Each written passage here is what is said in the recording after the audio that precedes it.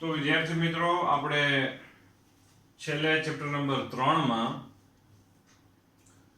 Standard 12 જેમાં આપણે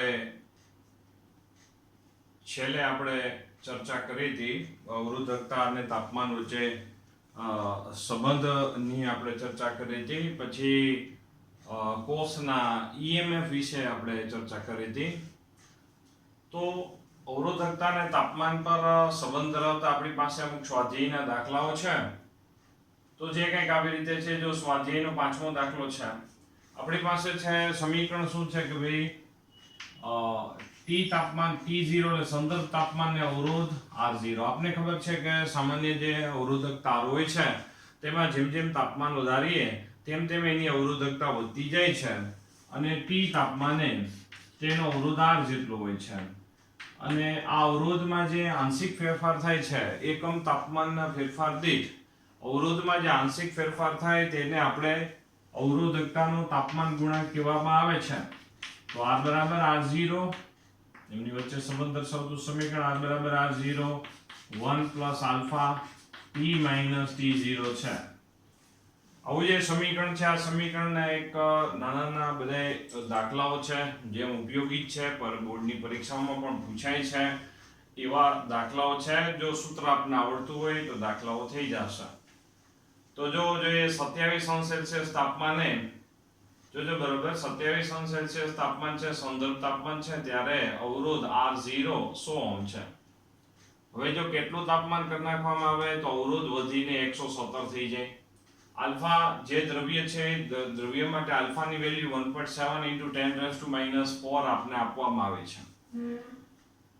તો T તાપમાન અવરોધ આપણે 117 લખ્યો, R0 બરાબર 100 લખ્યો, 1 પ્લસ આલ્ફાની વેલ્યુ લખી 1.7 × 10⁻⁴ T માઇનસ T0 બરાબર છે 27 લખ્યું આપણે. અને સાદુરૂપ આપણે જો આપી દઈએ તો આપણે T એટલે કે જે T અંતિમ તાપમાન કેટલું રાખવું તે આપણને મળી જશે.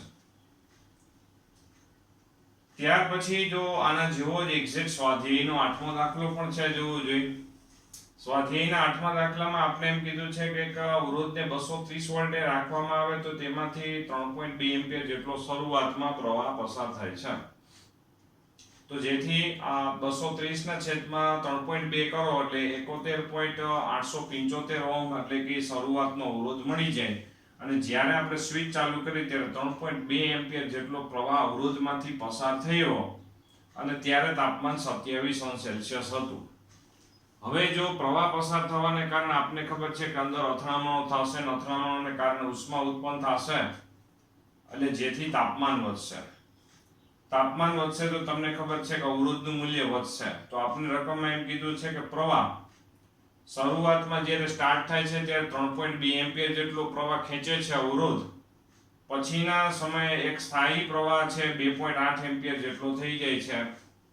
પ્રવાહની વેલ્યુ ઘટે તો તમે સમજી શકો કે અવરોધની વેલ્યુ શું થઈ હોય, વધી ગઈ હોય. 230 ના છેદમાં 2.8 એટલે 82.14 આપણને મળે. એટલે એનો મતલબ કે અવરોધ વધ્યો. તો સામે અવરોધ શું કામ વધ્યો હશે? તાપમાન વધ્યું હશે એટલા માટે.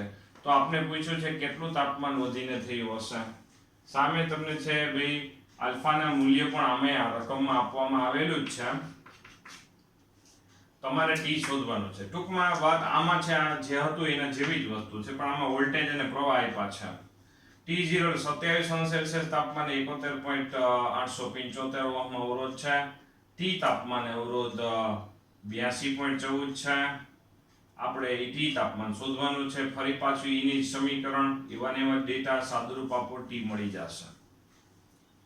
સામે જો સ્વાધ્યાયના 7મા દાખલામાં પણ કંઈક એવી જ વાત છે. T0 તાપમાન આપને પાછું 27.5°C આપવામાં આવ્યું છે. ત્યારે અવરોધનું મૂલ્ય 2.1 ઓહ્મ છે. હવે જો 100 ઓહ્મ અવરોધ કરવામાં આવે તો તાપમાન વધીને 2.7 જેટલું થઈ જાય છે. તો આપણે શોધી દેવાનું છે આલ્ફાનું મૂલ્ય. પાછું એની સમીકરણ RT બરાબર R0 1 plus alpha T minus T0. T તાપમાને અવરોધ 2.7 છે. T તાપમાન એટલે 100 ઓહ્મ એટલે સોરી 100°C. 27.5°C તાપમાને અવરોધ છે 2.1 અને સાદુરૂપ આપી દો એટલે આલ્ફા મળી જાય.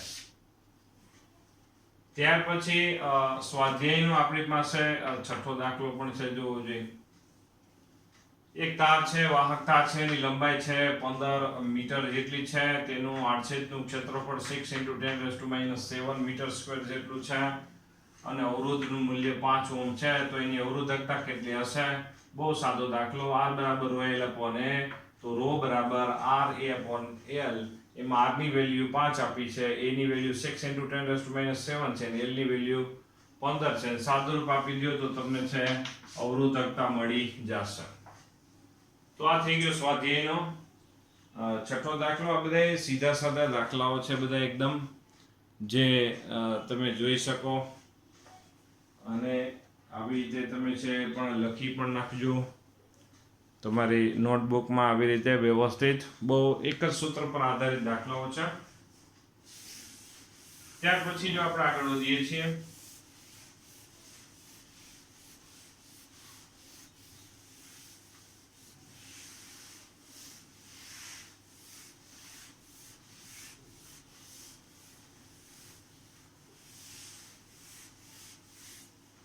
ગયા લેક્ચરોમાં આપણે અવરોધોનું શ્રેણી સમાંતર જોડાણ આપણે જોયું હતું. સેમ હવે આપણે છે આપણો ટેક્સ્ટનો જે ટોપિક છે કોષોનું સંયોજન, જે 12મા નંબરનો ટોપિક આપવામાં આવે છે 8મા પેજ ઉપર. 12મો ટોપિક છે કોષોનું સંયોજન. એમાં બે વાત આવે.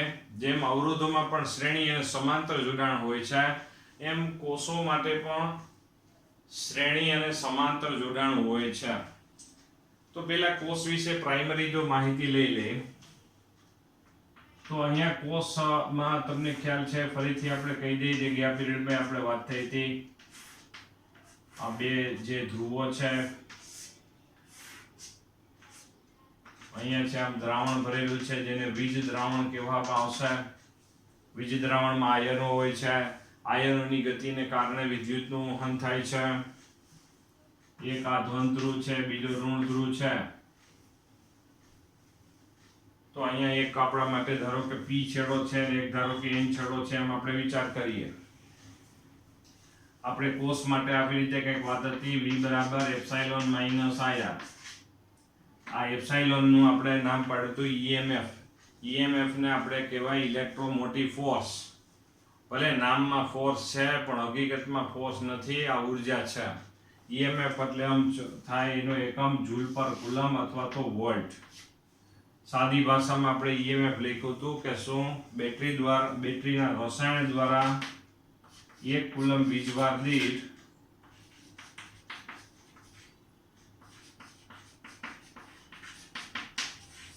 રાસાયણિક ઉર્જા છે.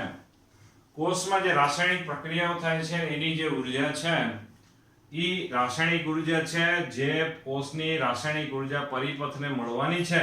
પણ પરિસ્થિતિ એ છે કે રાસાયણિક ઉર્જા જ્યારે આયનો ગતિ કરશે ત્યારે એના આંતરિક અવરોધમાં આ સ્મોલ r એટલે કોષનો આંતરિક અવરોધ છે, જે અંદરનો, શું કામે આ ધ્રુવોની વચ્ચે જ્યારે આયનો પસાર થતા હોય ત્યારે આયનોની જ અથડામણો થાય છે અને જેના કારણે એમાં ઉષ્મા પણ ઉત્પન્ન થતી હોય. આપણે ખ્યાલ છે કે બેટરી જે રન થતી હોય છે, ચાલુ હોય છે, ત્યારે ઉષ્મા પણ ઉત્પન્ન થતી હોય છે. તો એ આંતરિક અવરોધમાં 1 કુલમ વીજભાર દીઠ વ્યય થતી ઉર્જા, 1 કુલમ વીજભાર દીઠ વ્યય થતી ઉર્જા, 1 કુલમ વીજભાર દીઠ વ્યય થતી ઉર્જા એટલે કે IR જેટલી. તો સામે V એટલે ટર્મિનલ વોલ્ટેજ થશે. માની લો કે અહીંયા છે આ 12 છે, અહીંયા 2 છે, તો અહીંયા આવશે 10. એટલે થયું શું કે ભાઈ બેટરીનું જે કોષનું જે રસાયણ છે, રસાયણ દ્વારા 12 એકમ જેટલી ઉર્જા તે અપાય છે, પણ એના પોતાના આંતરિક અવરોધમાં, કોષના અંદરના જ આંતરિક અવરોધમાં ત્યાં જ 2 એકમ જેટલી ઉર્જા વ્યય થઈ જાય. ફાઇનલી આ કોષના બે છેડા વચ્ચે આપણને છે જે પરિપથને ઉર્જા મળશે તેને આપણે ટર્મિનલ વોલ્ટેજ કહેવામાં આવશે, જેને V વડે દર્શાવવામાં આવશે. એટલા જ માટે આપણે સંજ્ઞામાં દરેક વખતે કોષની સંજ્ઞા લઈએ ત્યારે આવી સંજ્ઞા લઈએ ત્યાં V લખીએ છીએ. શું કામે? કારણ કે એ બેટરી કે કોષ એ 20 વોલ્ટ જેટલી ઉર્જા પરિપથને આપે એવી વાત છે. આ ઉર્જા આપવાવાળા માણસો છે ભાઈ. કોષ એટલે ઉર્જા આપવાવાળા, અવરોધ એટલે વ્યય કરવાવાળા. અત્યારે આપણી પાસે પરિપથમાં બે જ માણસો છે, એક ઉર્જા આપવાવાળા અને એક વ્યય કરવાવાળા. અવરોધ છે, વ્યય કરવાવાળા છે. ધીમે ધીમે આપણી બટાલિયન વધતી જશે.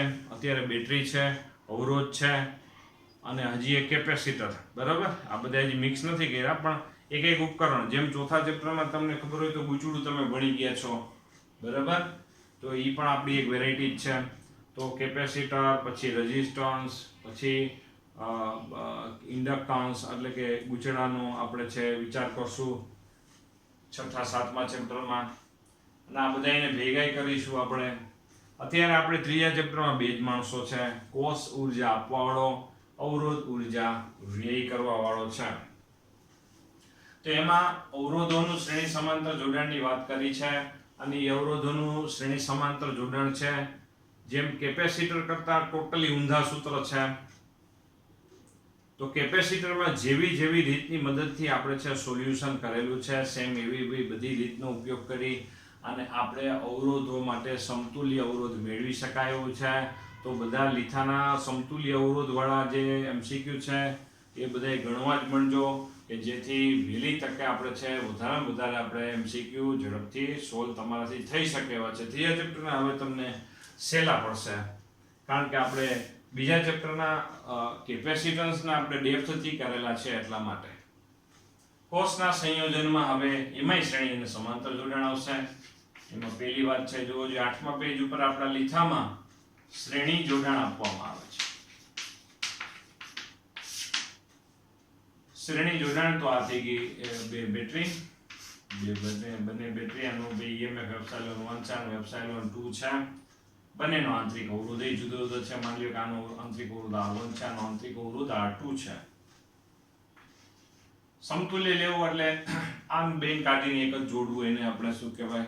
સમતુલ્ય કહેવાય. ધારો કે A અને C વચ્ચે PD જેટલો હોય, હવે જે આ બેને કાઢીએ ને એક જે જોડીએ એનો પણ સમતુલ્ય ટર્મિનલ વોલ્ટેજ A અને C વચ્ચે હાલમાં છે એટલા જ પ્રાપ્ત થતા હોવા જોઈએ.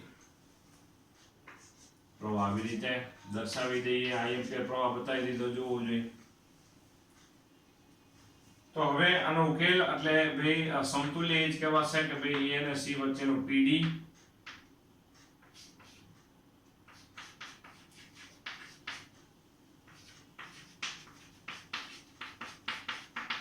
A અને C વચ્ચેનો PD V બરાબર, ધારો કે અહીંયા વચ્ચે એક B બિંદુ આપણે જો વ્યાખ્યાયિત કરીએ તો A અને B વચ્ચેનો વિદ્યુત સ્થિતિમાનનો તફાવત અને B અને C વચ્ચેનો વિદ્યુત સ્થિતિમાનનો તફાવત, આ બેનો આપણે સરવાળો કરી નાખીએ એટલે A અને C વચ્ચેનો કુલ વિદ્યુત સ્થિતિમાનનો તફાવત મળી જાય. અને A અને B વચ્ચેનો વિદ્યુત સ્થિતિમાનનો તફાવત એટલે એનો મતલબ કે આ પેલી જે બેટરી છે એનો ટર્મિનલ વોલ્ટેજ થયો, અને એના ટર્મિનલ વોલ્ટેજ માટે જોવું જોઈએ આપણે VAB શું લખી શકાય? Epsilon 1 minus IR1. અને VBC એટલે શું છે? B અને C વચ્ચે વિદ્યુત સ્થિતિમાનનો તફાવત એટલે શું થાય? બીજા કોષનું EMF એપ્સિલોન 2 માઇનસ, બંનેમાં I સમાન રેખા, બંને શ્રેણીમાં છે એટલે બંનેમાં વહેતો પ્રવાહ સમાન છે. તો બેની કિંમત મૂકવો જોઈએ. ટેક્સ કરતા અહીં એક સ્ટેપ આપણે થોડું જુદું લખ્યું છે, આમ લખો તો કોઈ વાંધો નથી. એપ્સિલોન 2 માઇનસ IR2, અહીંયા આવશે એપ્સિલોન 1 પ્લસ એપ્સિલોન 2 માઇનસ, બેમાંથી માઇનસ નિશાની કોમન, માઇનસ I કોમન કાઢી નાખો, R1 પ્લસ R2. આ V એટલે પરિણામી ટર્મિનલ વોલ્ટેજ થયા.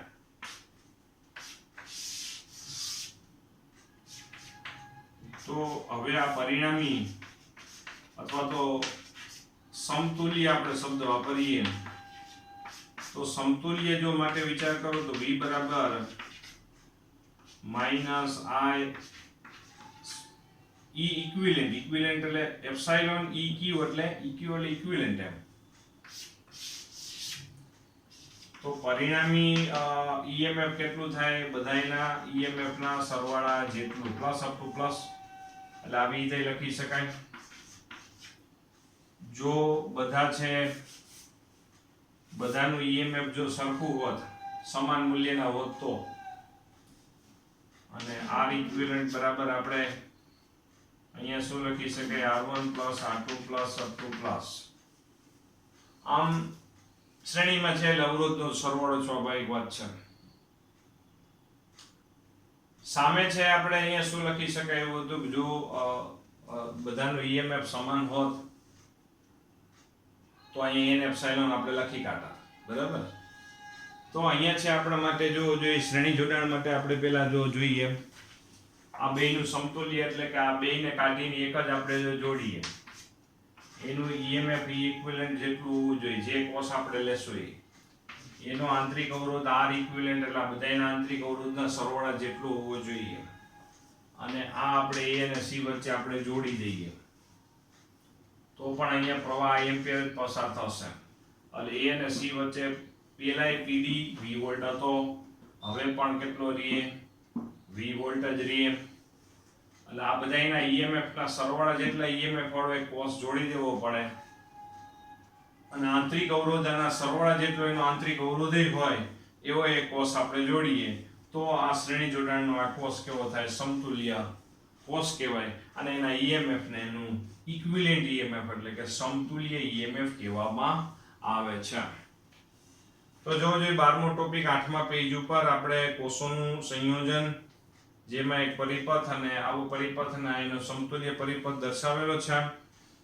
તમને સમીકરણ નંબર 1 એટલે કે આવડું આ સમીકરણ દેખાઈ રહ્યું છે, આ સમીકરણ નંબર 1 આપ્યું છે, જોવો જોઈએ.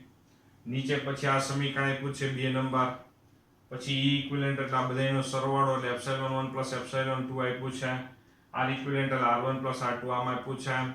જો આ બંને કોષ આપણે ઊંધા જોઈ એટલે કે આવી રીતે જોઈડા હોય, જો એમાં એક કિસ્સો આપી દેવામાં આવે છે કે ધારો કે આવી રીતે જોઈડા હોત તો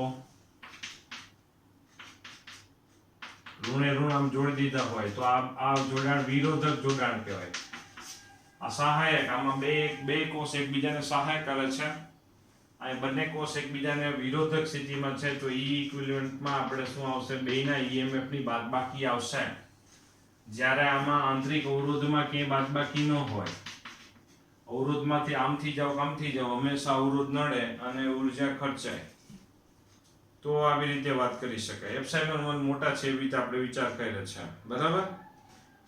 પછી તમને ખબર હોય તો એક જો એમાં લખવાનું, જો પરીક્ષામાં પૂછાય, બોર્ડમાં પૂછાઈ શકે એવી વાત છે. 12મો પ્રશ્ન એટલે 12મા ટોપિકમાં પેલી શ્રેણી જોડાણ માટે અહીંથી ચાલુ કરી અને અહીંયા ભાઈ આ એપ્સિલોન 1 અને 2 મુદ્દાઓ છે. પછી તમે જુઓ તો નોંધ છે. નોંધ એટલે કે જે આપણે EMF સમજવા માટે અને એની માટેના ટર્મિનલ વોલ્ટેજ શું છે એના માટેની વાત છે, જે આપણે ખાલી કાંઈ જરૂર છે નહીં, એટલે નો વાંચો તો ચાલશે, બરાબર. અથવા તો જો વાંચવું હોય તો કંઈ વાંધો નથી. પછીની જે નોંધ છે, 2 નોંધ આપી છે 8મા પેજ ઉપર. જુઓ, પેલી નોંધ EMF કરીને આપી છે, બીજું કોષોના જોડાણ કરીને એક નોંધ આપી છે. એ કામની આપણે પાસે નોંધ કહેવાય, કારણ કે જે આપણે MCQ દાખલાઓમાં ઉપયોગી વસ્તુ, એટલે આપણે લેસન હોમવર્કમાં અને તૈયારી પણ કરશું. એ કોષોના જોડાણ માટે આપણે એમ કરીને આપને છે આપેલું છે. જુઓ, એમાં જો શ્રેણી જોડાણમાં બધા કોષના ભાઈ દરેક કોષ છે સમાન મૂલ્યના ભાઈ હોય તો શું થશે, જુઓ જો આવી રીતે સમાન મૂલ્યના EMF વાળા દરેક કોષ હોય, બધાનો આંતરિક અવરોધ સમાન હોય, તો અહીંયા છે epsilon 1 plus epsilon 2 plus up to plus આપણે લેતા હોય તો ઇક્વિવેલન્ટ EMF n એપ્સિલોન આવે. n એપ્સિલોન એટલે કે જો આ ધારો કે n કોષ હોય, અત્યારે 2 છે તો 2 એપ્સિલોન એમ, અને ઇક્વિવેલન્ટ રેઝિસ્ટન્સ આપણે કેટલો મળે, nr જેટલો. ધારો કે r છે તો અહીંયા 2r થશે, પછી 3 હોય તો 3r થાય, 4 હોય તો 4r થાય, n હોય તો nr, એવી રીતે n કોષના જોડાણ માટે. પછી તમને ખબર હોય તો આપણી પાસે ગયા પીરિયડમાં એક વાત હતી, એક લખ્યું હતું પ્રવાહ બરાબર કુલ EMF. ના છેદમાં કુલ અવરોધ, કુલ ઈએમએફ ના છેદમાં કુલ અવરોધ.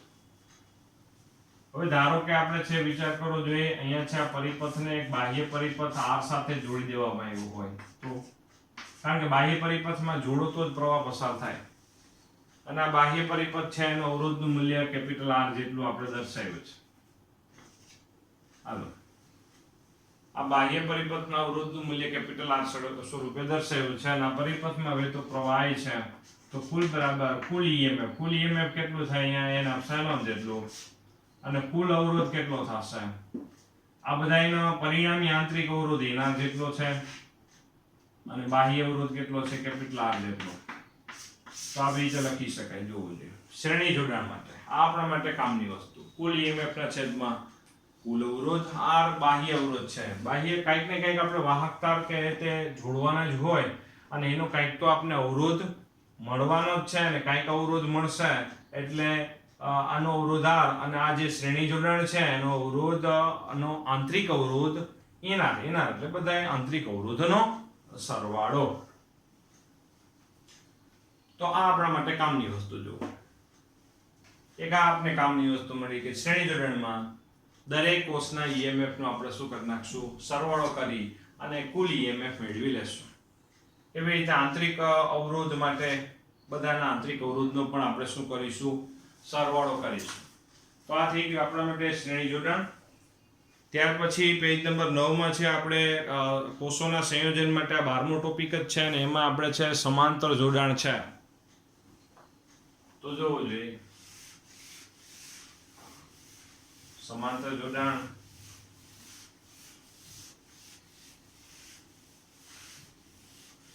જેમાં પણ જે ફાઇનલ ઇક્વેશન આવશે તે આપણા માટે કામનું ઇક્વેશન જ હશે. આ વિરોધક સ્થિતિ કહેવાય, તે બરોબર ખાસ નોંધ બનાવી નાખજો. તો અહીંયા શ્રેણી જોડાણ માટે આપણે ચર્ચા થઈ. હવે આવી રીતે એક સમાંતર જોડાણ માટે આપણે વિચાર કરીએ. કોષોના સંયોજન માટે જે સમાંતર જોડાણ, માની લ્યો કે બે કોષ છે, આ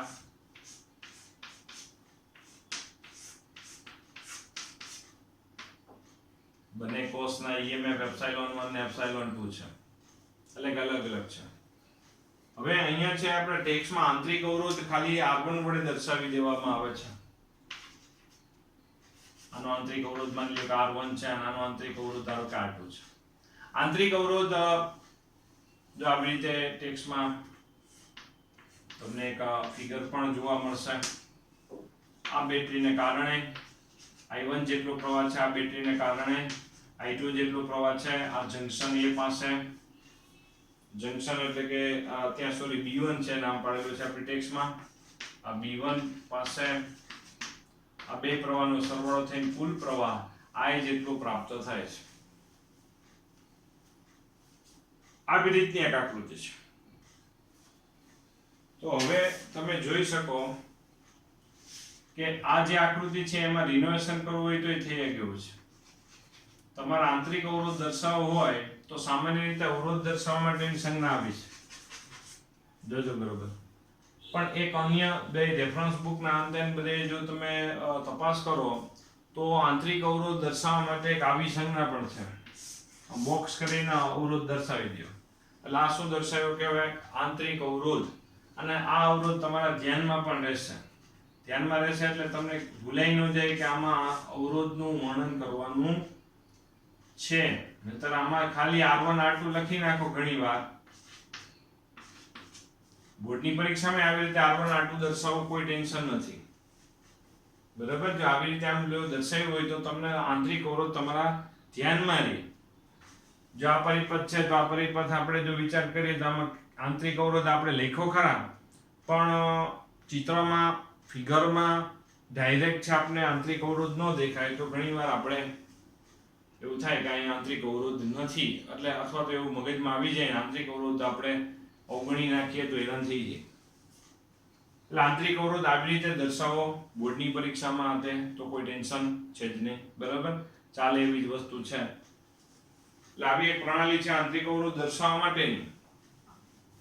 અને ટેક્સ્ટ પ્રમાણે લખો તો એ કોઈ કાંઈ વાંધો છે જ નહીં. અહીંયા આંતરિક અવરોધ ન દર્શાવવાનો, માત્ર R1 R2 અહીં લખી નાખો, કોઈ ટેન્શનની વાત છે જ નહીં. તો હવે આ સમાંતર જોડાણમાં આ બંને કોષના બે છેડા વચ્ચે પીડી કેવો હોય, જે હોય તે સમાન હશે. એટલે કે એનો મતલબ કે ટર્મિનલ વોલ્ટેજ બંનેના,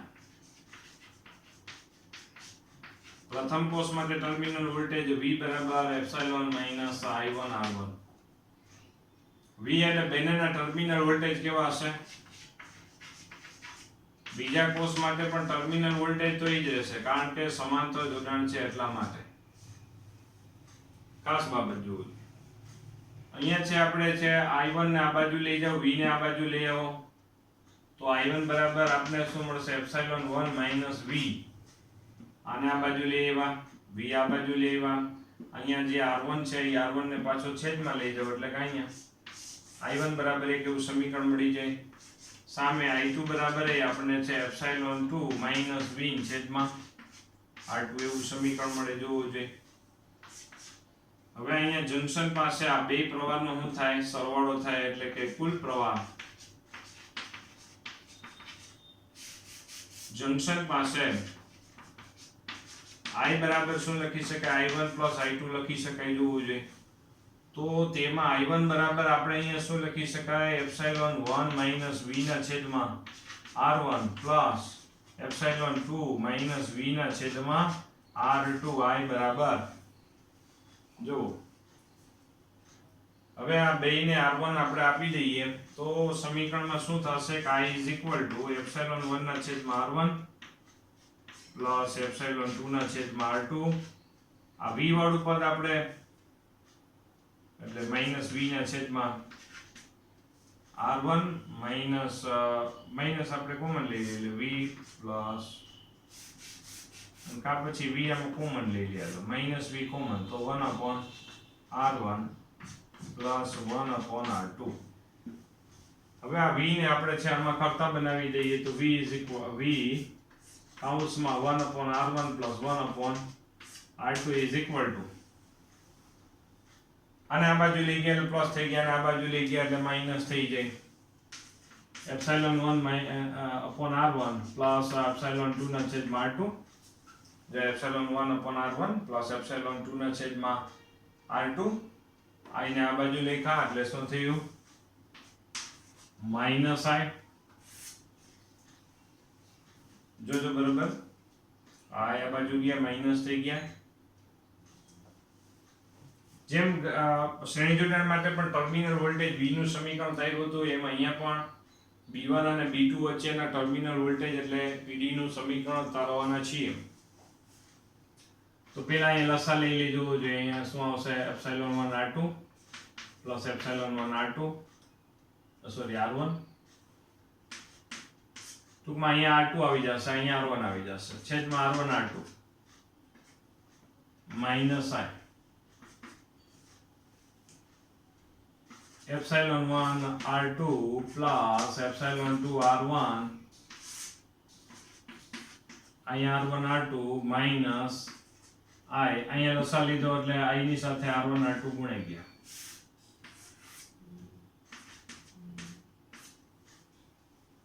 અહીંયા લસા લ્યો એટલે R1 R2 આવશે, અને ઉપર શું આવી જશે? જોજો બરોબર,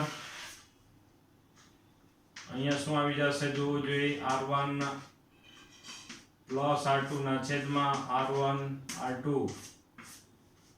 જોજો અહીંયા R1 પ્લસ R2 થઈ ગયા, છેદમાં R1 R2 બે બાજુ કેન્સલ થઈ ગયા, અને R1 પ્લસ R2 ને છેદમાં લઈ આવો તો V ઇઝ ઇક્વલ ટુ, જોજો epsilon 1 R2 plus epsilon 2 R1 ના છેદમાં R1 પ્લસ R2 છેદમાં આવે છે માઈનસ I. અહીંયા શું છે?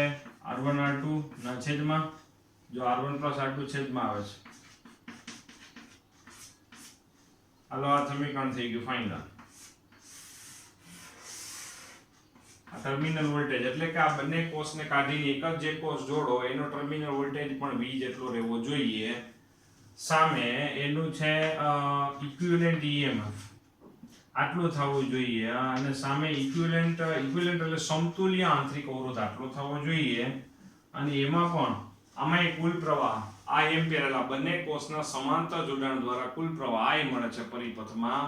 તો અહીંયા પણ છે કુલ પ્રવાહ છે એ I જેટલો જ રહેવો જોઈએ. તો ફાઇનલ વાત એવી થઈ કે આમાં ઇક્વિવેલન્ટ EMF નું સમીકરણ જે કામની વસ્તુ જોવું જોઈએ એપ્સિલોન 2r1 ના છેદમાં r1 + r2. બે કોષ આવી રીતે સમાંતર જોડેલા હોય, બેના EMF જુદા જુદા છે, બેના આંતરિક અવરોધ જુદા જુદા છે, તો આ બંને કોષનું સમતુલ્ય EMF કેટલું થાય? આટલું થાય. જોજો બરોબર, આ સમીકરણ બહુ કામનું સમીકરણ. સામે ઇક્વિવેલન્ટ રેઝિસ્ટન્સ નું પણ જોવું જોઈએ. આવી જ રીતે છે r1 r2 ના છેદમાં r1 + r2. આ થઈ ગયું ઇક્વિવેલન્ટ રેઝિસ્ટન્સ છે. સમતુલ્ય આંતરિક અવરોધ.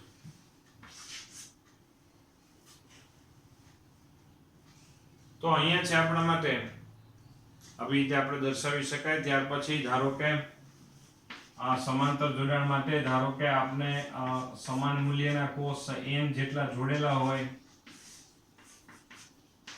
એપ્સિલોન EMF વાળા અને દરેકનો આંતરિક અવરોધ સમાન હોય r જેટલો જ અને એક બાહ્ય અવરોધ r સાથે જોડી દેવામાં આવ્યા હોય તો આ સમીકરણનો ઉપયોગ કરવો જોઈએ. જો આમાં એપ્સિલોન સમાન હોય અને આંતરિક અવરોધ સમાન હોય તો એપ્સિલોન r અહીં એપ્સિલોન r જ આવે એટલે 2 એપ્સિલોન r થઈ જાય. જોજો અહીં આપણે સાઈડમાં લખીએ બરોબર, છેદમાં શું આવી જશે? 2 એપ્સિલોન r આવી જશે. જો આ 2 એપ્સિલોન r થઈ જાય. અહીંયા r1 r એટલે અહીંયા 2r, આ 2r કેન્સલ એટલે અહીંયા જવાબ આવશે એપ્સિલોન. જો શ્રેણીમાં સમાંતર જોડાણમાં દરેક કોષનું જો EMF સમાન હોય તો એક હારમાં જેટલું EMF થાય એટલું જ EMF સમતુલ્ય ગણાશે. જોજો ભાઈ, કામની વસ્તુ મળી. તો પ્રવાહ બરાબર કુલ EMF ના છેદમાં કુલ અવરોધ આપણે લખતા હોઈએ એવા સંજોગોમાં કુલ EMF બરાબર લખવાનું થશે એપ્સિલોન. કુલ અવરોધમાં કેપિટલ R તો આ લખવાનો જ છે. જોજો આંતરિક અવરોધમાં જોવો જોઈએ, જો આ બેના આંતરિક અવરોધ સમાન હોય સમાંતર જોડાણમાં તો અહીંયાથી જે r1 r2 એટલે કે r² થઈ જાય અને છેદમાં 2r એટલે એનો મતલબ છે r/2 થઈ જાય. તો અહીંયા આવશે r/2 એટલે આમાં બે અવરોધ હતા, બે આંતરિક અવરોધ હતા r/2. ધારો કે 3 હોય, ધારો કે 3 કોષ જોડેલા હોય સમાંતરમાં તો અને ત્રણેયના જો આંતરિક અવરોધ સમાન હોય તો શું આવશે? પરિણામી r/3 આવે. આવું કેપેસિટરમાં કરતા યાદ હોય તો. અને જો n હોય તો r/n આવશે.